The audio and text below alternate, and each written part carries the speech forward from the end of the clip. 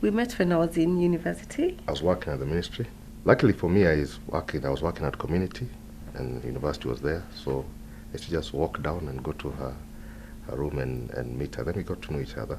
8 years. We did 8 years. Yeah. He was my first boyfriend, so he introduced me to a world of traveling. I hadn't traveled Mombasa, even Mombasa. I hadn't been to Mombasa, so we drove to Mombasa. We had a lot of good times. I knew he was the one. So he invited me out to lunch, and he wanted to take me to the ostrich farm. This kid came and just messed up everything, and it started becoming dark. So I just had the ring on in my pocket, and just before it became dark, I just asked her if she would be my wife. It's good enough. Actually, just by her surprise. I mean, her surprise, I think, was twofold. She didn't see it coming. And obviously she said yes. So that was, I can't forget that day. And we laughed about it because we were just saying how nephew Nigel was at that time I didn't like him because he couldn't leave us alone. Now we laugh about it because it was quite something. The whole thing, even getting married to Joki was had some drama. Had some drama.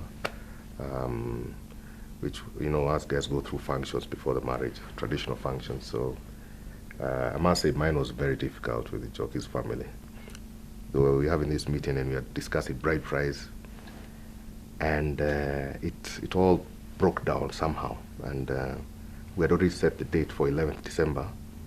And this guy on Joki's side said, this can never happen. You will not have a wedding on 11th December. You guys have not done what you're supposed to do, whatever it was. And I was in that meeting. So I was so upset.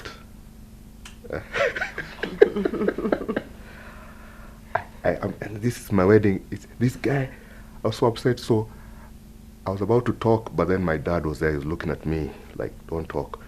So I just breathed out so loudly. Everyone stopped. And my father said, get that man out of here. My wedding negotiation, get him out. So my friend, I was thrown out because I was going to lose it. I was going to talk. I'm not supposed to talk. I was going to lose it. And I was thrown in. I was taken by Bogua. He took me in a car and took me away. Now later on is when he's telling me the words I was saying. I was cursing. I cursed. The negotiations went on to almost midnight. And remember, my people came from Nyeri. Yeah? All I remember is that by the time I came back, they had just finished the negotiation, and I came back because I'd been thrown out. They were looking at me like, Bob, how do you bring us to the, like, you didn't plan it well. They were not happy. The people from Nyeri were not happy. So they went to Nyeri, and thought that was rough for me, and I kind of very, very rough. Yeah. And since then, I've actually been in so many other functions, and that's what I always tell my friends. This is not a problem. When the guys are tense, there's no problem. Just have fun. Nothing will happen, because as long as you come the front door, no one will ever stop anyone from getting married. So the whole process leading up to that was quite intensive. It was quite hard. I had misunderstood the whole concept. The wedding, he was a lot happier. I actually didn't realize he had such a tough time. Of course, I wasn't there, so it was from hearing the stories, but I didn't even think it was that bad. So, but for us, it was fun. Yeah, for the rest of us, it was fun. I think I had some tough uncles then, so they probably enjoyed making it tough for him. So the wedding was at a chapel in Nairobi School where he went to school. Small little chapel, beautiful. Yeah, I fell in love with it, and I thought, we'll have it here. And then the reception was also at Nairobi School, the grounds. Yeah, it was a big wedding, so we needed a bit of space for the grounds. So that's the reason we picked Nairobi School. What was our budget? 550,000. At that time, I can tell you, that time, people were not normally sitting on tables and using fork and knife. So I remember that people said, hey, wedding, we used a fork and knife on a table. So it was big on that in that score. So what happened is that for our wedding now, the committee was actually made of siblings and the in-laws, and they came out very strongly. The 550 was was, I think at that time we had saved about 250, and then the other, supported us then they came and supported the balance. So we didn't even have a pre-wedding. Within the family, they gave us the other 250,000.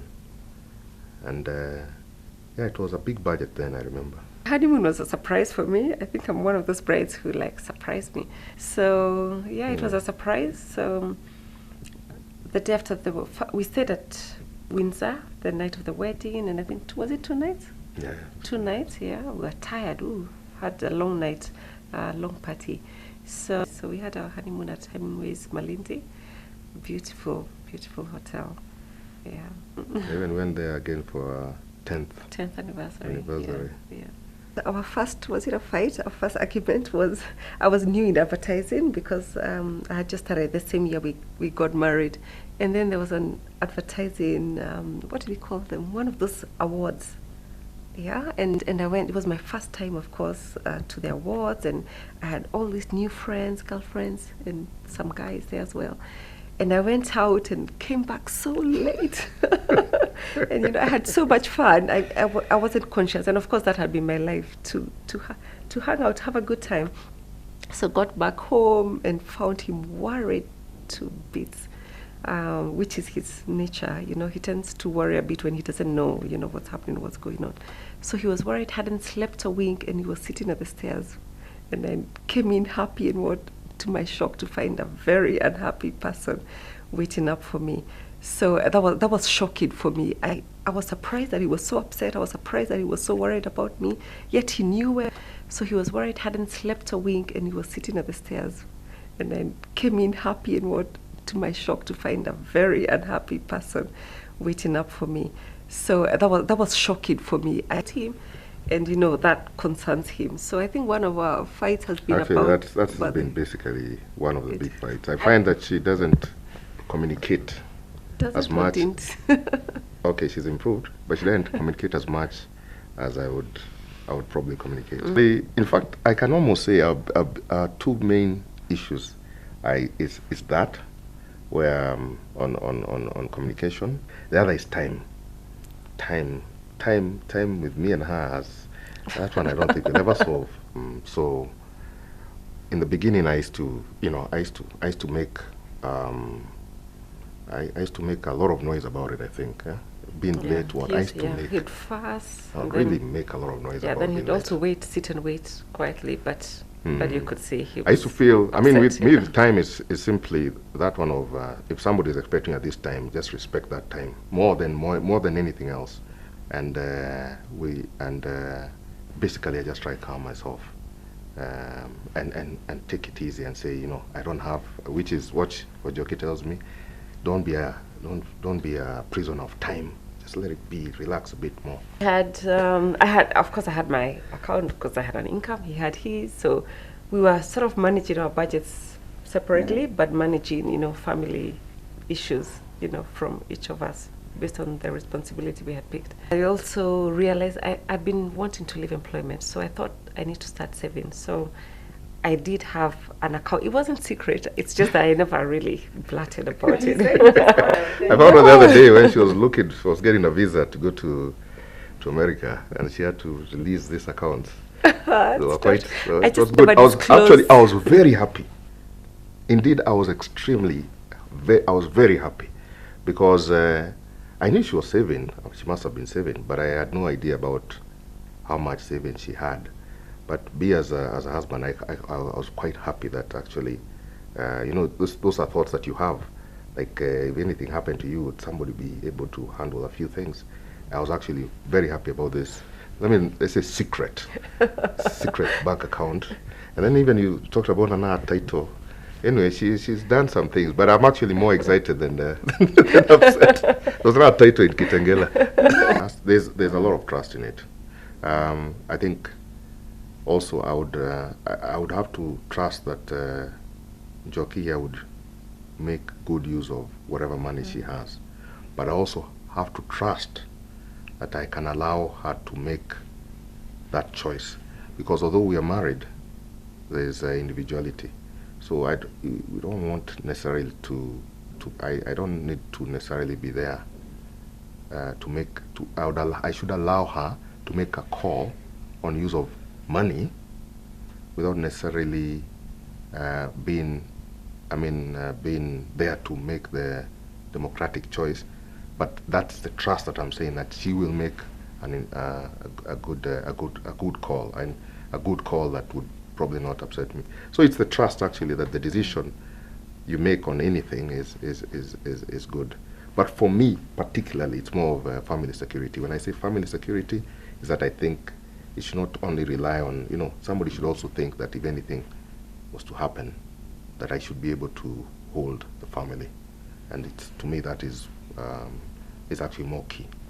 What is a discussion that is, with guys my age, what is the fear?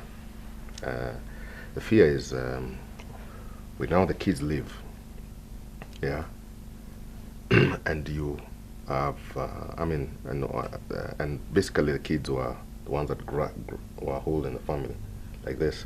When they leave, if your wife will be wanting to still stay with you. When I talk to when we talk, that is actually the fear. And there are already examples happening. You find women going abroad for longer than they expected to see their sons and daughters. They go for 6 months, they come for 3 months, they go back for 3 months. So it's already happening. In fact, my dad's friend, he has two friends, his age mates now, or just a bit younger, whose wives are not really, they're not around. They are actually they're staying with their sons abroad. Yeah, it's happening, and since guys are already seen that happening, so that's just a fear. And so when you say a woman saying, I'm leaving this guy, that actually is becoming a real fear, but probably not now. Probably when you are at your 50s, 60s, that you feel like, why are people staying together? Or why are you staying together? Even if you had something in common, is it really good enough for us to stay together? So they're not divorced. They've not moved on to another relationship. They just don't need to stay together. And that is the fear of most of my guys, that now let's start working on it. So guys, when we discuss, we say, okay, let's work on it. And let's work on, not really now. Now it's happening. You've been married 15, 20 years, so that's okay. The kids are still around. Post 2025, work on it now, so that when that time comes, it's not an issue. That's the discussion that we're having now. So,